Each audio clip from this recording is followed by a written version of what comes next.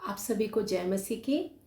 प्रभु यीशु मसीह जब इस संसार में आए तो प्रभु यीशु मसीह इसलिए आए कि हमारा पापों से उद्धार करें। और प्रभु यीशु मसीह ने हमसे उस समय प्यार किया जब हम पापी ही थे। लेकिन हम देखते हैं कि जब प्रभु यीशु मसीह संसार में आए तो उन्होंने बहुत से ऐसे लोगों को चंगा किया जो शारीरिक रूप से बीमार थे। और आज मैं आपके साथ इन्हीं कामों में से जो प्रभु यीशु मसीह ने किए उनमें से मैं आपको एक ऐसे व्यक्ति के बारे में बताने जा रही हूँ पवित्र वचन बाइबल में से, जिस व्यक्ति का हाथ सूखा हुआ था। आइए देखें, अगर हम मत्ती उसके 12वें अध्याय के यहाँ पर हम 10वें पद से पढ़ें तो यहाँ पर लिखा है, वहाँ एक मनुष्य था। कहाँ? अगर हम 9वें पद में देखें तो आराधनालय में यीशु मसीह आया और लिखा है, वहाँ एक मनुष्य था जिसका हाथ सूखा हुआ था। सूखे हाथ का मतलब क्या है? सूखे हाथ का मतलब है कि एक व्यक्ति जिसका हाथ जो है उसमें ब्लड सर्कुलेशन बिल्कुल नहीं है, वो बिल्कुल मूव नहीं कर रहा है, वो उस हाथ से कुछ काम नहीं कर पा रहा है और वो हाथ जो है वो सूख गया। यानी कि वो जो उसकी नॉर्मल जो उसका हाइट होनी चाहिए, जो उसका नॉर्मल होना चाहिए हाथ उसका, वो उस तरीके से नहीं है, बल्कि वो श्रिंक हो गया और छोटा हो गया। जो नॉर्मल हाथ है उसकी तुलना में उसका जो ये सूखा हुआ हाथ है वो बिल्कुल बिना किसी काम मतलब का, बिना किसी काम का है। कुछ उसका उस हाथ से वो कुछ नहीं कर पा रहा है। लेकिन ये व्यक्ति उस दिन आराधनालय में बैठा हुआ है, जिस व्यक्ति का हाथ सूखा हुआ है। और यहाँ हम देखते हैं कि जो फरीसी लोग थे वो हमेशा जो थे वो यीशु मसीह के को दोष लगाने की ताक में रहते थे। और यहाँ पर भी हम देखते हैं कि उन्होंने यीशु पर दोष लगाने के लिए उससे पूछा, क्या सबत के दिन चंगा करना उचित है? उन्हें पता है कि प्रभु यीशु मसीह किसी जब दुखी को देखता है, जब किसी बीमार को देखता है तो वो उसको उस अवस्था में से छुड़ाता है। और उन्होंने देखा कि यहाँ पर ये जो व्यक्ति है, क्योंकि सबका ध्यान उसके हाथ की ओर जा रहा होगा, अलग से ही उसका हाथ दिख रहा होगा, तो उन्हें पता था कि यीशु मसीह का ध्यान भी इसकी तरफ ज़रूर जाएगा। और इसलिए उन्होंने यीशु मसीह पर दोष लगाने के लिए कि ये बात कही उन्होंने उससे कि क्या सबत के दिन चंगा करना उचित है।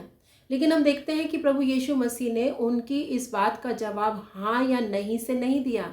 हम देखते हैं प्रभु यीशु मसीह ने उनसे जवाब में क्या कहा। प्रभु यीशु मसीह ने उन्हें कहा, तुम में ऐसा कौन है जिसकी एक ही भेड़ हो और वो सबत के दिन गड्ढे में गिर जाए तो वो उसे पकड़कर ना निकाले? भला मनुष्य का मूल्य भेड़ से कितना बढ़कर है, इसलिए सबत के दिन भलाई करना उचित है। प्रभु यीशु मसीह ने उन्हें इस बात को इस तरीके से सिखाया कि मान लो एक व्यक्ति के पास एक ही भेड़ है, ये नहीं कि 2 है 3 है, और सबत के दिन अगर उसकी भेड़ गड्ढे में गिर जाती है तो वो ये नहीं सोचेगा, अरे नहीं अभी मेरी भेड़ गिर गई है तो मैं कल आके निकालूंगा क्योंकि आज सबत का दिन है। वो क्या करेगा? वो अपनी भेड़ को बचाने की कोशिश करेगा, वो उसको वहाँ से निकालेगा। वो ये नहीं देखेगा कि आज कौन सा दिन है, मुझे आज निकालना है या नहीं निकालना है। उसे पता है कि मेरी जो भेड़ है वहाँ पर भूखी प्यासी मर जाएगी या कोई जंगली शिकारी आकर मेरी भेड़ को मार खा लेगा। इसलिए वो क्या करेगा? वो अपनी भेड़ को निकालेगा। तब प्रभु यीशु मसीह ने कहा कि क्या एक व्यक्ति का मूल्य भेड़ से बढ़कर नहीं है? जिस तरीके से एक व्यक्ति अपनी भेड़ से प्यार करता है, वैसे ही परमेश्वर अपने हर एक जन से, हर एक व्यक्ति से प्यार करता है, क्योंकि वो उसकी सृष्टि है। और आगे हम देखते हैं कि प्रभु यीशु मसीह ने क्या किया। प्रभु यीशु मसीह ने तब उस मनुष्य से कहा, अपना हाथ बढ़ा।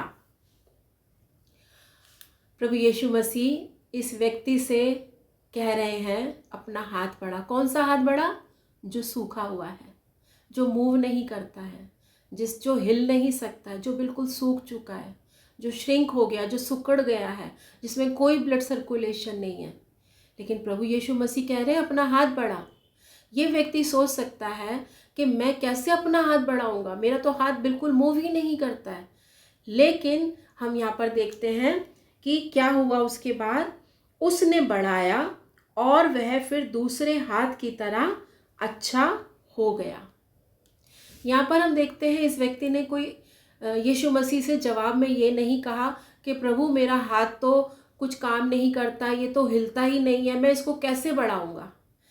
हम देखते हैं उसने बढ़ाया। जब प्रभु यीशु मसीह ने उससे कहा अपना हाथ बढ़ा, तो उसने अपना हाथ बढ़ाया।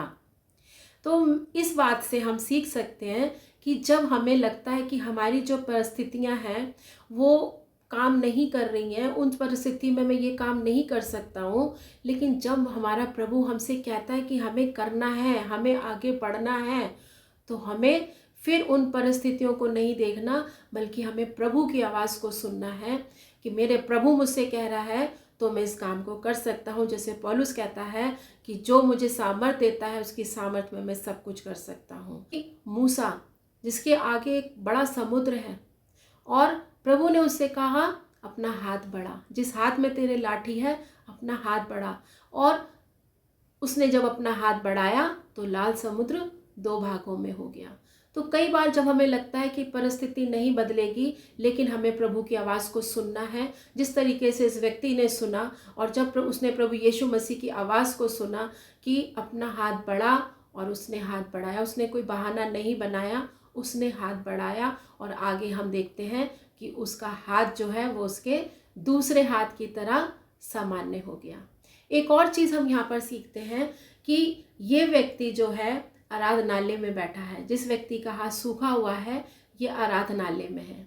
अगर ये व्यक्ति आराधनालय में नहीं होता तो क्या इसे चंगाई मिलती? हम में से बहुत से लोग हैं जो प्रभु के भवन में नहीं जाना चाहते, लेकिन हमें नहीं पता कि किस दिन, जिस दिन हम प्रभु के भवन में बैठे हैं, उस दिन जब हम प्रभु के लोगों के साथ मिलकर प्रभु की स्तुति और आराधना कर रहे हैं, तो कब प्रभु यीशु मसीह आकर हमें हमारे कष्टों से, हमारी बीमारी से हमें छुटकारा दे दे। तो मैं आपको इनकरेज करूंगी, अपने उन सभी बहन भाइयों को जो परमेश्वर के भवन नहीं जाते हैं, आप देखिए ये व्यक्ति परमेश्वर के भवन में था, इसलिए इसने चंगाई को पाया। अब ये अपने दोनों हाथों से सारे कामों को कर सकता है। तो मैं आपसे यही कहूँगी कि आप प्रभु के भवन में जाइए, क्योंकि आपको नहीं पता कौन सा दिन आपके छुटकारे का होगा। परमेश्वर इन वचनों से आपको बहुत आशीष दे। जय मसीह की।